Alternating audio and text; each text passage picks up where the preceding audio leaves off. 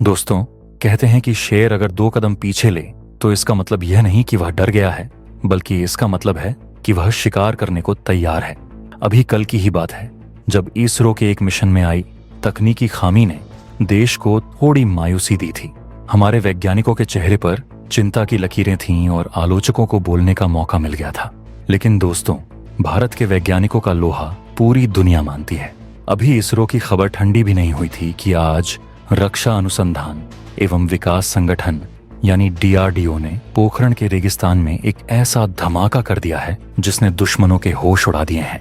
DRDO ने एक ऐसी दौड़ा कर मारने वाली मिसाइल का सफल परीक्षण किया है जो न सिर्फ दुश्मन के टैंकों को लोहे के कबाड़ में बदल देगी, बल्कि युद्ध के मैदान में हमारे सैनिकों को बाहुबली बना देगी। ये खबर इसलिए भी बड़ी है क्योंकि यह मिसाइल तकनीक अब तक सिर्फ अमेरिका और इजराइल जैसे गिने चुने देशों के पास थी, लेकिन आज DRDO ने साबित कर दिया है कि वह किसी से कम नहीं है। यह मिसाइल इतनी हल्की है कि इसे एक अकेला सैनिक अपने कंधे पर उठाकर कहीं भी ले जा सकता है, और इतनी घातक है कि दुनिया का सबसे आधुनिक टैंक भी इसके वार से नहीं बच सकता।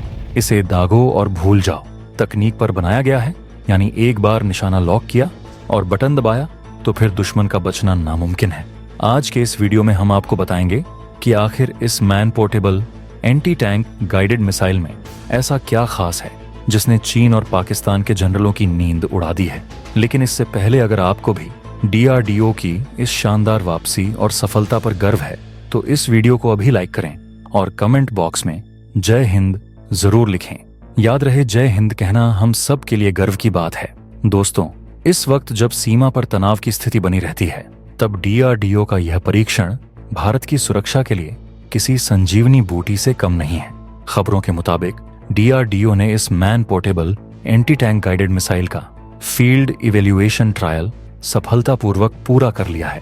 इसका मतलब है कि यह मिसाइल अब लैब से निकलकर असली युद्ध के मैदान में जाने के लिए पूरी तरह तैयार है। इस परीक्षण में मिसाइल ने अपनी सटीकता और मारक क्षमता का जो प्रदर्शन किया, उसने पश्चिमी देशों के रक्षा विशेषज्ञों को भी सोचने पर मजबूर कर दिया है। यह सिस्टम पूरी तरह से स्वदेशी है, यानी इसका एक एक पुर्जा भारत में ही बना है। अब जरा इस मिसाइल की खासियत को समझते हैं, जिसे आम भाषा में दौड़ाकर मारने वाला हथियार कहा जा रहा है। दरअसल यह एक कंधे पर रखकर चलाई जाने वाली मिसाइल है। इसका वजन इतना कम रखा गया है कि पैदल सेना का जवान इसे आसानी से पहाड़ों, रेगिस्तानों या जंगलों में ले जा सकता है। पहले एंटी टैंक मिसाइलें भारी भरकम होती थीं और उन्हें ले जाने के लिए गाड़ियों की जरूरत पड़ती थी, लेकिन लद्दाख जैसे दुर्गम इलाकों में जहां गाड़ियां नहीं जा सकती, वहां यह मिसाइल हमारे जवानों की सबसे बड़ी ताकत बनेगी।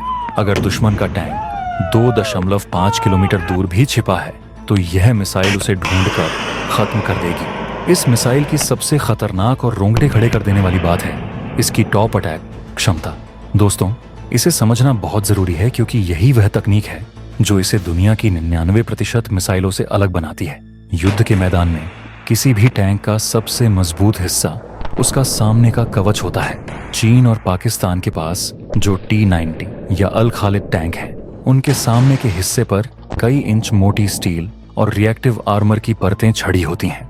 अगर कोई साधारण मिसाइल सामने से टकराती है तो टैंक उसे झेल सकता है, लेकिन DRDO के वैज्ञानिकों ने टैंक की सबसे बड़ी कमजोरी पकड़ ली है, उसकी छत।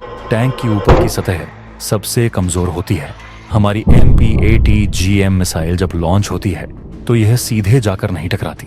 यह हवा में एक ऊंचे आर्क में ऊपर उठती है, बादलों की तरफ जाती है और फिर ठीक टैंक के सिर के ऊपर से 90 डिग्री के कोण पर बाज की तरह नीचे झपट्टा मारती है।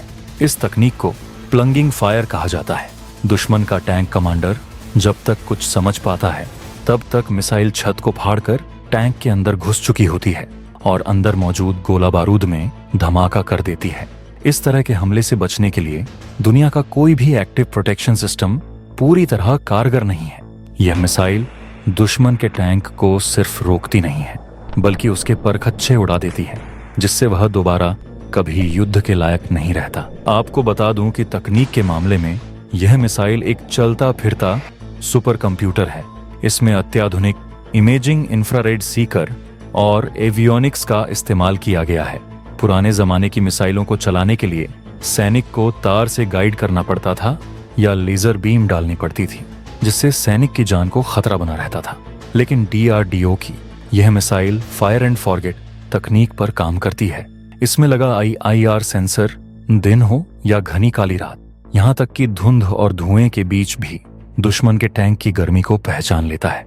एक बार ऑपरेटर ने स्क्रीन पर टैंक को लॉक किया और ट्रिगर दबाया। उसके बाद मिसाइल का अपना दिमाग काम करना शुरू कर देता है। मिसाइल खुद ब खुद अपना रास्ता बदलती है और टारगेट का पीछा करती है। सबसे बड़ी खासियत इसका सॉफ्ट लॉन्च सिस्टम है। इसका मतलब यह है कि मिसाइल लॉन्च होते वक्त बहुत कम धुआं और आवाज करती है। इससे हमारे सैनिक किसी बंद कमरे, बंकर या झाड़ियों के पीछे से भी इसे फायर कर सकते हैं और दुश्मन को पता भी नहीं चलेगा कि हमला कहां से हुआ। फायर करने के तुरंत बाद हमारा जवान अपनी जगह बदल सकता है, जिससे दुश्मन की जवाबी कार्रवाई से उसकी जान बच जाती है। यह तकनीक हमारे सैनिकों को युद्ध के मैदान में अदृश्य शिकारी बना देती है। यह सफलता इसलिए भी मायने रखती है क्योंकि पिछले कुछ समय से भारत विदेशी एंटी टैंक मिसाइलों जैसे इजराइल की स्पाइक और अमेरिका की जैवलिन को खरीदने पर विचार कर रहा था। लेकिन DRDO की इस कामयाबी ने आत्मनिर्भर भारत के सपने को नई उड़ान दी है। अब भारत को करोड़ों डॉलर खर्च करके विदेशी मिसाइलें नहीं खरीदनी पड़ेंगी। यूक्रेन युद्ध ने दुनिया को दिखा दिया है कि जिनके पास मैन पोर्टेबल मिसाइलें होती हैं, वे बड़ी से बड़ी सेना के टैंकों को रोक सकते हैं। भारत ने अब वही क्षमता खुद विकसित कर ली है। रणनीतिक रूप से देखें तो यह चीन के लिए बहुत बड़ा सिरदर्द है।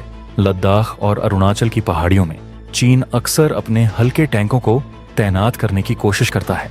पहाड़ियों पर भारी टैंक ले जाना मुश्किल होता है, इसलिए चीन लाइट टैंक्स पर भरोसा करता है। लेकिन DRDO की यह मिसाइल उन हल्के टैंकों के लिए यमराज साबित होगी। हमारे जवान किसी भी चट्टान के पीछे छिपकर चीन के बख्तरबंद वाहनों को निशाना बना सकते हैं। यह असम्मित युद्ध में भारत का पलड़ा भारी करता है। इस मिसाइल सिस्टम में सिर्फ मिसाइल ही नहीं बल्कि एक पूरा पैकेज है। इसमें launch unit, target acquisition system और थर्मल साइट शामिल है। DRDO ने बताया है कि इस सिस्टम को भारतीय सेना की जरूरतों के हिसाब से रगड़कर टेस्ट किया गया है। चाहे राजस्थान की 50 डिग्री वाली गर्मी हो या सियाचिन की -डिग्री वाली ठंड, यह मिसाइल हर मौसम में काम करती है। वॉरहेड की क्षमता इतनी है कि यह रिएक्टिव आर्मर वाले आधुनिक टैंकों को भी भेद सकती है।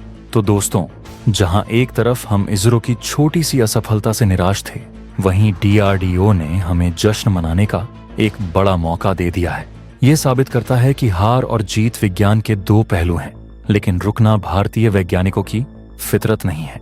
यह मिसाइल भारतीय सेना की पैदल टुकड़ियों को एक अभेद्य शक्ति में बदल देगी। आपको DRDO की इस तेसी बाहुबली मिसाइल और इसकी खतरनाक टॉप अटैक तकनीक पर क्या कहना है?